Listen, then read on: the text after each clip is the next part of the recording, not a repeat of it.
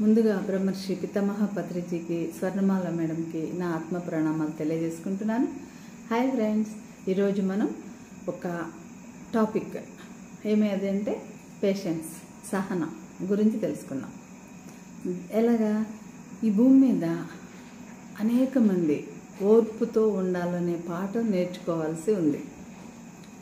అందరూ కూడా ఈ పేషెన్స్, సహనము అనేదే ప్రధానమైన పాఠం నేర్చుకున్నట్లయితే అది మనకి చాలా పాఠాలు, ఇతర లెసన్స్లో ఉపయోగపడుతుంది అని చెప్తారు. ఇది ఎలాంటి పాఠం అంటే, పృథ్వీ మీద ఉన్న వారంతా ప్రతి ఒక్కరూ కూడా దీని మీద పనిచేయవలసిందే.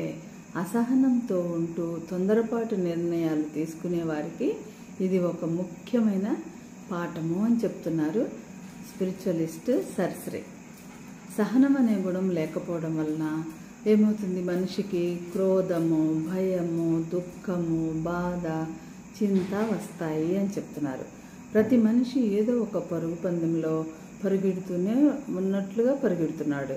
ప్రతి పని త్వరగా పూర్తి చేయాలని, విజయం త్వరగా దొరకాలి అని, వంట త్వరగా అయిపోవాలి, ధనవంతుడిని త్వరగా అయిపోవాలి, ఇలా అన్నీ కూడా త్వరగా అయిపోవాలి అన్న దాని మీదే ధ్యాస పెడుతున్నారు. అయితే సహనం గురించి కబీర్ దాస్ ఏమంటారు అంటే, ఒక ఆధ్యాత్మికవేత్త తన పోయంలో మెల్లగా ఓ మనస మెల్లగా అన్నీ అవ్వాలి అంటారు.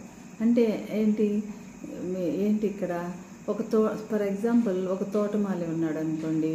ఆ గార్డెన్లో ప్లాంట్స్ త్వరగా పూసేయాలి, త్వరగా కాయలు కాసేయాలి అని చెప్పేసి ఒక రోజు 100 బిందెలు నీళ్ళు తీసుకొచ్చి పోసామనుకోండి, ఏమవుతుంది, చెట్టు చనిపోతుందే కానీ ఫ్రూట్స్ రావు. ఎప్పుడు వస్తాయి ఫ్రూట్స్? సమయం వచ్చినప్పుడే వస్తాయి. అందుకనే సహనంతో మనము దానిని పెంచి పోషించాలి.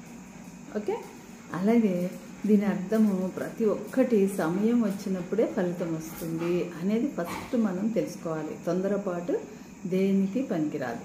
పత్రిజీ అనేక సందర్భాల్లో చెప్తారు, తొందర ఏమీ లేదు, slow and steady wins the race, నిదానంగా చేసుకుంటూ వెళ్దాము, తొందరపడవద్దు అని చెప్పిన సందర్భాలు చాలా ఉన్నాయి. ఆధ్యాత్మికతకు కూడా మనమేమీ తొందరపడవలసిన అవసరం లేదు. ఆస్వాదిస్తూ, నేర్చుకుంటూ, అనుభవాలు పొందుతూ, ఎదుగుతూ వెళ్ళాలి.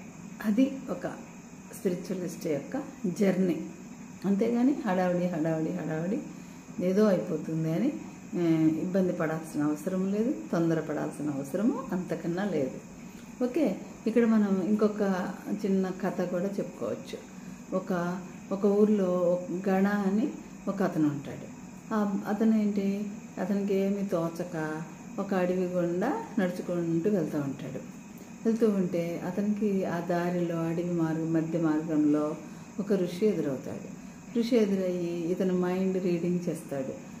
ఇతనికి ఎందుకు నడుచుకుంటూ వెళ్తున్నాడు గణ అంటే, నేను చాలా కోరికలు ఉన్నాయన్నమాట, అసలు ఏం చేయాలి, ఎలా సంపాదించాలి, ఇట్లా అన్నమాట. సో అతను మైండ్ రీడ్ చేసి ఆ ఋషి ఏం చేస్తాడు అంటే, ఇతనికి ఒక సిద్ధి ఇద్దాము, సిద్ధులు అంటారు కదా, అష్టసిద్ధులు, దాంట్లోనే ఒక సిద్ధిని ప్రసాదిద్దాము, ప్రసాదిస్తే అది తీసుకుని వెళ్తాడు అని చెప్పేసి ఆట పట్టించడానికి అతనికి ఒక సిద్ధి ఇస్తాడు. అంటే ఇతను అంత హడావిడిగా ఉన్నాడు అనమాట, అయిపోవాలి నేను సహనం లేకుండా ఉన్నాడు ప్రతి విషయంలో అనేది ఈ ఋషికి అర్థమవుతుంది. సరే, ఎప్పుడైతే ఇగో నీకు ఈ సిద్ధి ఇచ్చానో నీకున్న కోరికలను బట్టి, కాబట్టి నువ్వు ఇగో ఈ సిద్ధిని ఉపయోగించుకొని జీవితంలో పైకి రా అంటాడు. సరే అని చెప్పేసి హ్యాపీ ఫీల్ అయిపోయి గణ ఆ సిద్ధిని పట్టుకొని ఏం చేస్తాడు, సిద్ధించుకొని ఇంకా ఏముంది ఇంటికి వెళ్ళిపోదాము అని చెప్పేసి ఇంటికి వెళ్ళిపోతాడు. ఇంటికి వెళ్ళిపోయి ఏం చేస్తాడు, ఆ సిద్ధిని ఉపయోగించాలి కదా, ఎక్స్పెరిమెంట్స్ చేయాలి కదా. అందుకని ఏం చేస్తాడంటే, చిటికి వేయగానే ఆ సిద్ధి ఎలాంటిది అంటే, మనం ఏది అనుకుంటే అది అయిపోతుంది అన్నమాట, వెంటనే ఫాస్ట్గా అట్లా. కాబట్టి వెయిట్ చేయాల్సిన అవసరం లేదు. అప్పుడు ఏం చేస్తాడు, చిటికి వేయగానే నెక్స్ట్ ఆ సంఘటన జరిగిపోతుంది అన్నమాట. అది గమనిస్తాడు ఇతను ఆ సిద్ధి వలన. ఒక్క క్షణంలో అతను తనను తాను చదువుకుంటున్నట్లుగా, చదువుకున్న తర్వాత ఎగ్జామ్స్ రాస్తున్నట్లుగా, ఆ తర్వాత ఉద్యోగం తెచ్చుకున్నట్లుగా ఇలా వెంటనే తన స్థితులన్నీ మార్చుకుంటూ ఉంటాడు. చిటిక వేసినంత సింపుల్గా తన స్థితులన్నిటిని మార్చుకుంటూ ఉద్యోగం దగ్గరికి వెళ్తాడు. ఉద్యోగం రాగానే మరలా ఏమనుకుంటాడు, తను పెళ్లి చేసుకోవాలి అనుకుంటాడు. పెళ్లి చేసుకోవాలి తర్వాత ఏమనుకుంటాడు, పిల్లల్ని కనాలి అనుకుంటాడు. పిల్లల్ని కన్న తర్వాత ఆ పిల్లలు చదువుకోవాలి, తర్వాత వాళ్ళకి ఉద్యోగాలు రావాలి. ఇవన్నీ ఫాస్ట్ అనుకుంటే అయిపోతున్నాయి. ఋషి ఇచ్చాడు కదా ఒక సిద్ధి. సో ఆ తర్వాత పిల్లలకు ఉద్యోగాలు వస్తాయి. ఉద్యోగాలు రాగానే వాళ్ళకి పెళ్ళిళ్ళు చేయాలనుకుంటాడు. వాళ్ళకి పెళ్ళిళ్ళు చేసేసి వెళ్ళిపోగానే ఇతనికి వాళ్ళ ఆవిడికి వృద్ధాప్యం దగ్గరికి వస్తారు. వృద్ధాప్యం వచ్చినప్పుడు ఏమనుకుంటాడు, వెనక్కి తిరిగి చూస్తే అందరు వెళ్ళిపోయారు, ఏమీ లేదు, ముసలివాడైపోయాడు. అయ్యో ఇంత ఫాస్ట్గా ముసలివాడిని అయిపోయానే, అసలు ఏది నేను అనుభవించలేదే జీవిత మాధుర్యాన్ని అని అతను బాధపడతాడు అన్నమాట. చూసారా, ఎప్పుడైనా ఏ సమయంలో అది జరిగితేనే దానికి ఒక అందం ఉంటుంది, ఒక అనుభవం ఉంటుంది అనేది మనం ఈ స్టోరీ నుండి నేర్చుకోవాలంటే పేషెన్స్ ఉండాలి, మనకి సహనం అనేది ఉండాలి. దానికి ఏం చేయాలి, మనం మొదటి అడుగుని ఫస్ట్ స్టెప్ అసలు ఏం తీసుకోవాలి అని చూసినట్లయితే మనం ఏదైనా వస్తువుని కొనే ముందు కానీ లేదా అమ్మే ముందు కానీ ఒక వస్తువుని దాని గురించి విచారణ చేయాలి. తొందరపడి ఎలాంటి నిర్ణయం తీసుకోకూడదు. అట్లనే శారీరకంగా కానీ మానసికంగా కానీ సామాజికంగా కానీ ఆర్థికంగా ఇంకా ఇలా ఆధ్యాత్మికంగా అయినా కూడా పూర్తిగా విచారించే నిర్ణయం తీసుకోవాలి. సపోజు ఎట్లా, ఇప్పుడు శారీరకంగా అయినా మానసికంగా అయినా ఆధ్యాత్మికంగా అయినా అంటున్నారు కదా. శారీరకంగా సపోజు ఒక పొట్టలో ఒక నొప్పి వస్తుంది, పదే నొప్పి వస్తుంది, బాగా ఇబ్బంది పెడుతుంది. అయితే మనం ఏం చేస్తాం, వెంటనే అమ్మో నేను ఈ బాధ పడలేకపోతున్నాను అని చెప్పేసి డాక్టర్ దగ్గరికి పరిగెత్తాము, హాస్పిటల్కి వెళ్తాము. డాక్టర్ ఏం చేస్తారు, టెస్టులు చేసి ఇది వెంటనే ఆపరేషన్ చేసి తీసేయాలి, లోపల అది ఉంది ఇది ఉంది అని చెప్తారు. కానీ అక్కడ ఏం చేయాలి, సహనం కావాలి, విచారించుకోవాలి, ఆలోచన చేయాలి. ఏమని, అరే ఇంత తొందరపాటు ఎందుకు, కొంచెం భరించుదాము, కొంచెం సమయం ఇద్దాము. ఎందుకు అంటే శరీరానికి కూడా తనని తను స్వస్థతపరుచుకునే లక్షణం ఉంటుంది శరీరానికి. కాబట్టి ఆ సమయం శరీరానికి ఇవ్వాలి. ఇంకా ఇక్కడ కొంచెము మనం ఏం చేయాలంటే క్షమించడం అనేది నేర్చుకొని పీడను భరించాలి. పీడ అంటే కర్మ, ఆ బ్యాడ్ కర్మ ఏమైనా ఉంటే ఓకే వచ్చింది, ఇదివరకు ఎప్పుడో ఏదో చేశాను కదా, దాని ఫలితమే ఇది, కాబట్టి కొంచెం ఓర్చుకుందాము, భరించుదాము, అప్పుడు ధ్యానం చేసుకుందాము, పిరమిడ్ శక్తిని ఉపయోగించుకుందాము. అప్పుడు ఆ శరీరము తనని తనే హీల్ చేసుకుంటుంది. ఇంకా పిరమిడ్ శక్తితోనూ ధ్యాన శక్తితోనూ నేను ఆరోగ్యాన్ని పొందాలి అని సహనం వహించాలి. గబా వెళ్ళడం చేయకూడదు, హాస్పిటల్స్కి శరీరాన్ని కోయించుకోకూడదు, ఇబ్బంది పెట్టకూడదు. ఓకే, ఎవరైనా మానసిక స్థాయిలో దుఃఖం ఉందనుకోండి, బాధను కలిగిస్తే లేదా అనవసరంగా అనరాని మాటలు అంటూ ఉన్నారనుకోండి, వాటికి ఏం చేయాలి, మనం ప్రతిస్పందించొద్దు, రియాక్ట్ అవ్వద్దు. వెంటనే మన అభిప్రాయాన్ని వ్యక్తపరుస్తాం కదా. వాళ్ళు ఏదన్నా ఒక మాట ఫోర్స్గా అన్నారనుకో, నేను అలా కాదు, నేను అలా చేయలేదు, నా ఉద్దేశం ఇది అని వాళ్ళకి ఎక్స్ప్లెనేషన్ ఇవ్వబోతాం కదా. కానీ ఏం చెప్తున్నారు ఇక్కడ ఈ ఆధ్యాత్మికవేత్త సరస్వతి అనే ఆయన, అట్లా తొందరపడి మీరు దానికి ఆ సమాధానం మీ ఒపీనియన్ని వ్యక్తపరచవద్దు, మీ అభిప్రాయాన్ని ఓర్పు వహించండి. వారికి ఏదైనా చెడు అనుభవం ఉండి ఉంటారు, వాళ్ళకు కలిగిన ఒక ఎక్స్పీరియన్స్ వలన ఇదివరకు వాళ్ళు చూసి ఉన్నదాన్ని బట్టి ఈరోజు వాళ్ళకి ఇలా మాట్లాడాలనిపించింది. కాబట్టి మనము కొంచెం ఓపిక పట్టాలి. అదే ఒకవేళ ఒక ఆర్థిక పరంగా వాళ్ళకి ఏదైనా లాస్ వచ్చిందనుకో, ఒక వ్యక్తికి ఫర్ ఎగ్జాంపుల్ ఒక బిజినెస్ పెట్టుకున్నారు, ఆ బిజినెస్లో లాస్ వచ్చింది. లాస్ వస్తే ఏం నిర్ణయం తీసుకుంటారు వాళ్ళు, ఫాస్ట్గా అమ్మో నష్టపోయాను, ఎంత ఆస్తులన్నీ పోయాయి, ఇంక నేను బ్రతికేందుకు అని సూసైడ్ కమిట్ చేసుకోవడానికి రెడీ అవుతారు. లేకపోతే ఇంకేం చేస్తారు, నా పరువు పోయింది సమాజంలో, మా నాన్నగారు ఏమంటారు, మా ఫ్యామిలీ ఏమంటారు, చుట్టాలు ఏమంటారు అని ఇట్లా ఆలోచిస్తారనమాట. ఆలోచించి త్వరపడి వాళ్ళే హాని చేసుకుంటారు అనవసరమైన ఆలోచనలతో, భయమైన ఆలోచనలతో. కాబట్టి మనం ఏం చేయాలి ఇక్కడ అంటే, ఇవన్నీ తాత్కాలికమే అంటారు కదా, సమయమే తీర్పిస్తుంది అని, కాలమే మాన్పుతుంది ఆ గాయాన్ని అని. సమస్యకి సమయమే సొల్యూషన్ చూపిస్తుంది. ప్రకృతిని మనం విశ్వసించాలి.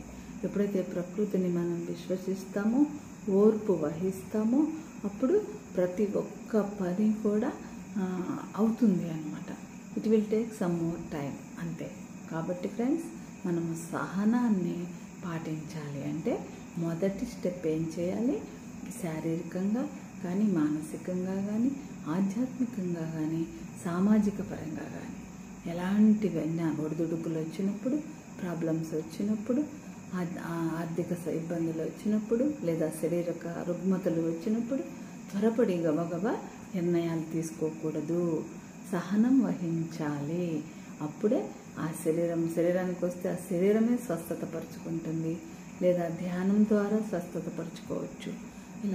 అలాగే సామాజికంగా వచ్చిన, ఆర్థిక పరంగా వచ్చినా కూడా నిలదొక్కుకోవాలి. సమయమే వాటికి సమాధానం చెప్తుంది. ప్రకృతిని మనం విశ్వసించాలి అని చెప్తున్నారు. ఓకే. అలాగే రెండవ అడుగు ఏం తీసుకోవాలట?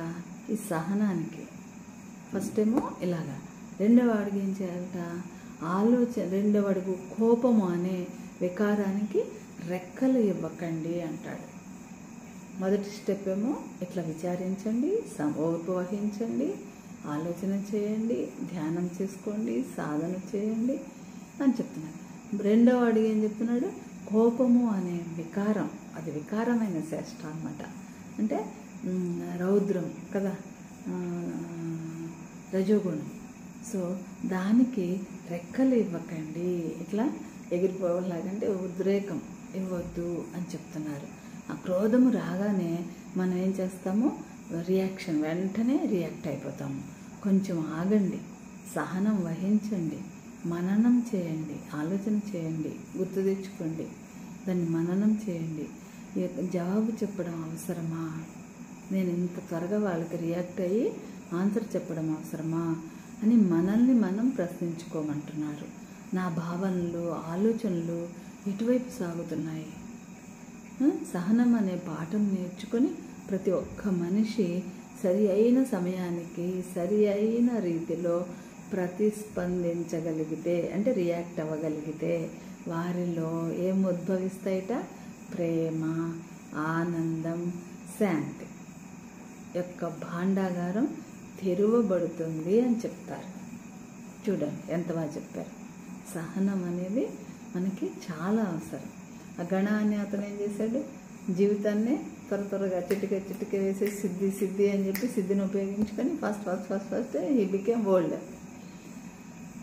జీవిత మాధుర్యమే టేస్ట్ చేయలేదు.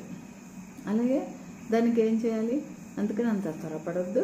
మీరు ఏ విధమైన ఇబ్బంది వచ్చినా, ఎలాంటి కష్టాలు వచ్చినా త్వరగా పెద్ద అయిపోవాలి, త్వరగా ధనవంతుడు అయిపోవాలి, త్వరగా ఎన్లైటన్మెంట్ అయిపోవాలి, త్వరగా నేనేదో చేసేయాలి అని తొందరపడకుండా చక్కగా చేసే పనిని ఆస్వాదిస్తూ, సహనం వహిస్తూ, విచారణ చేస్తూ, మన మాట్లాడి తొందరపడకుండా, రియాక్ట్ అవ్వకుండా, ఇతరులు మనల్ని విమర్శించినా, ఇబ్బంది పెడుతున్నా, కష్టపెడుతున్నా మనం రియాక్ట్ అవ్వద్దు అనమాట.